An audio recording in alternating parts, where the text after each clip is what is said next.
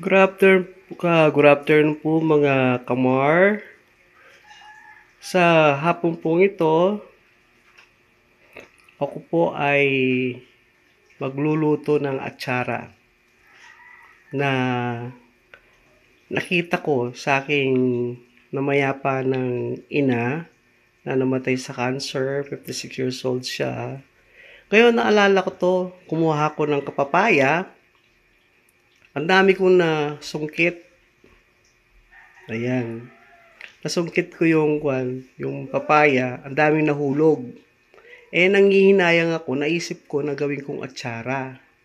Yan ang sangkap ng mga atsara na natatandaan ko nung gumagawa ng atsara ang aking ina.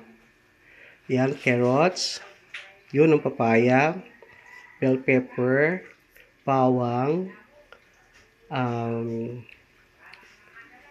pangalan to, yung pinatuyong ubas, yung sibuyas, bawang, suka. Sana pagdating ng araw,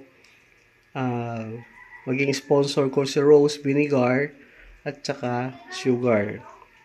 Pakukuluan ko lahat-lahat niyan. Kaya mamaya pagsasama-samahin ko itong video na to. Kaya kung sino man ang gusto ng order, ang first order, buy one, take one po yan.